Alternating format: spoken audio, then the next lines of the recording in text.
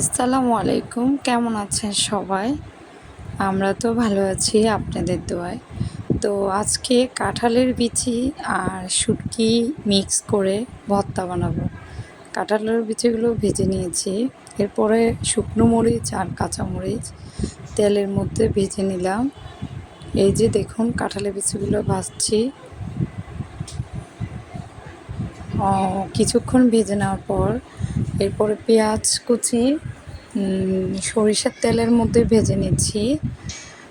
পেঁয়াজ আর মরিচ, শুকনো মরিচ, কাঁচামরিচ আর পেঁয়াজ একসাথে ভেজে নিয়েছি। এই যে শুটকিগুলো ভেজে নিচ্ছি কড়াইয়ের মধ্যে।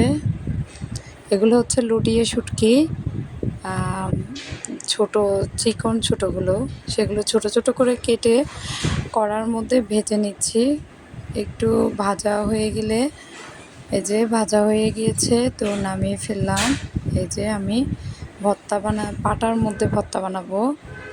তো ধনিয়া পাতা, পেঁয়াজ, মরিচ একসাথে নিয়ে বেটে নিচ্ছি। দেখুন পাটাতে ভর্তা বানালে ভর্তা খুবই মজা হয়, ভর্তার টেস্টটা ভালো হয়। এই যে কাঁঠালের বিচিগুলো বেটে নিব। তো এটা ভর্তাটা খেতে খুবই মজা হয়। তো আমার ভর্তা খুব ভালো লাগে। সাদিয়াও ভর্তা অনেক বেশি পছন্দ করে, তাই মাঝে মধ্যে ভর্তা বানাতে হয়। ওই বলল যে আম্মু ভর্তাটা তো খুবই মজা হয়, ভর্তাটার রেসিপিটা দিয়ে দাও, কীভাবে বানাও। তো এই যে শুটকি দিয়ে দিলাম, শুটকিগুলোও বেটে নিচ্ছি পাটার মধ্যে। তো আপনারা চাইলে এভাবে কাঁঠালের বিচি আর শুটকি একসাথে মিক্স করে ভর্তা বানাতে পারেন।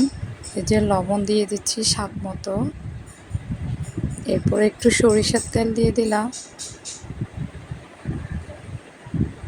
এই যে বানানো শেষ, দেখুন কত লোভনীয় আর কত সুন্দর। এগিয়ে থাকলে চ্যানেলটি সাবস্ক্রাইব করে দিবেন, লাইক কমেন্ট শেয়ার করে দিবেন। তো কেমন লেগেছে কমেন্টের মাধ্যমে জানিয়ে দিবেন।